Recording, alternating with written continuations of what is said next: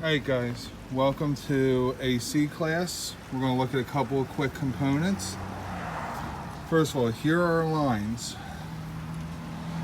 This is our high pressure line coming out of the compressor. I'm going to show you the compressor in a moment. This is our suction line going back to the compressor. Even with nothing running, we can tell because of the size. The smaller diameter is generally your higher line. Now it goes down here and actually goes in to the condenser. Now you really can't see the condenser because it's going to be inside the grill, inside there. Instead of seeing the radiator right away, what you're actually seeing in there is the condenser. That's all those fins, okay? Now, you see I have a high pressure sensor here, okay? And when we look at try to find out what type of system it is, we have back here an H block. And I can tell it's an H block because of that little top hat piece here, okay? That right there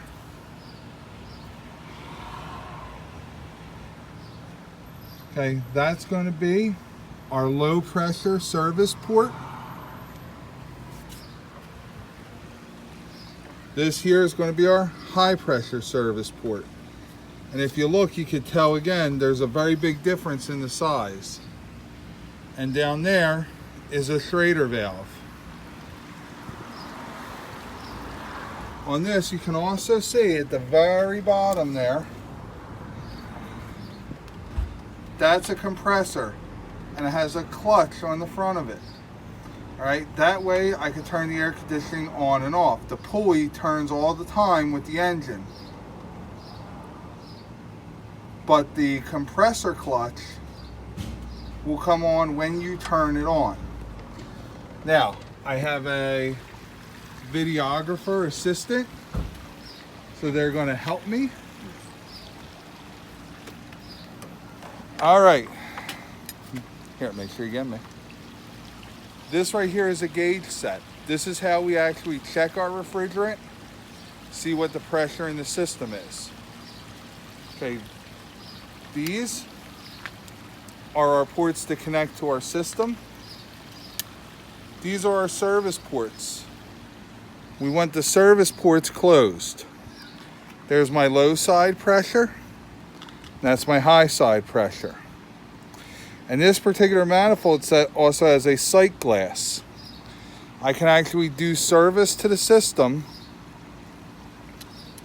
using this yellow hose, and I could watch refrigerant go back and forth, whether I'm putting it into a container or I'm charging the system from somewhere. Now you'll get into how you service a system later. Key is, see how these stay closed? Unless you're doing a service, they stay closed.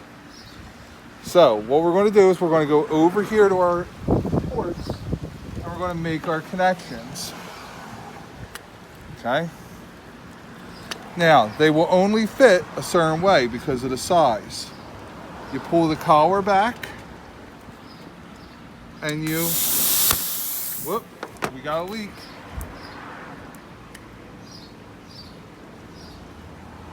Let's try to fix that hose.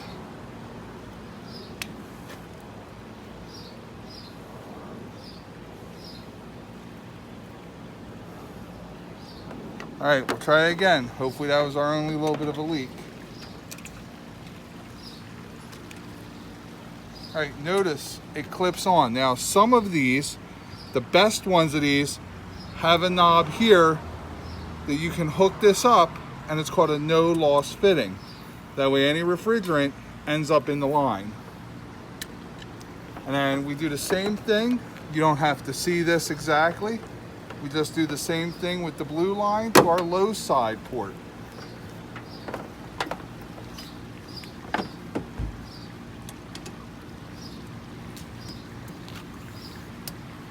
Okay, so we know our ports are connected. What I want you to look at is if you look at the gauges, you will see they're exactly the same. That's because the engine's not running, the compressor's not on. Also, you'll see that they're pretty close to 100 degrees, which out here under the sun, it's not too far off of. Okay, it's probably about 85, 90 degrees out. So when you don't have anything running, a surefire sign of if you have a good charge is the gauges are the same and they match pretty close to ambient. If anything, I might have a little too much refrigerant. So I'm going to put this here. Now we're going to turn on the engine. We're going to turn on the air conditioning. My videographer is going to do her best to come over here and keep her eyes on the gauges when I come on.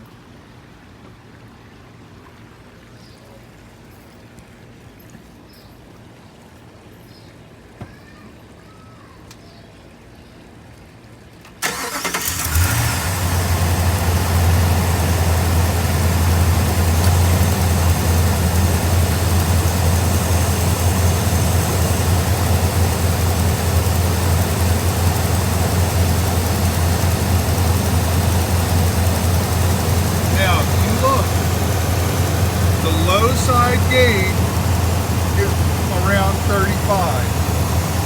The high side is just a little bit under 200. It's like 275 or 175, and it's 150. So when the compressor turns off, the low side starts dropping, the high side starts going up.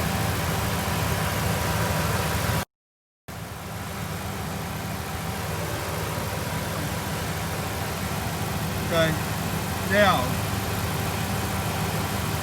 as the compressor keeps going, if anything, this system has a slight undercharge. Now, we would do a performance test if there were any concerns. What we would do is we would close the doors, roll up the windows, run the engine up to about 1500 RPM, and we put a thermometer in the middle of the dash, in the vents. And we want to see if the thermometer in the dash can get close to 30 or 40 degrees below the outside temperature. Now we have to have our AC system running at a max. Okay? In another video, we'll get into a lot of the problems that can be in an AC system. But first step, I wanted to give you guys an idea of what it looks like with a system running with pressures that are close to good. Maybe they're a little bit off, the low is a little high, the high side is a little low. That's indicative that I might be a little low on refrigerant in this truck. Okay?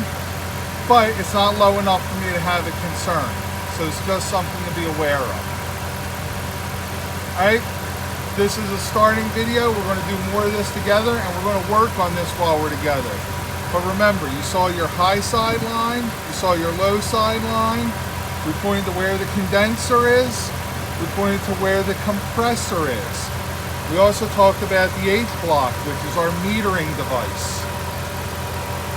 Alright guys, till the next video. Good stuff.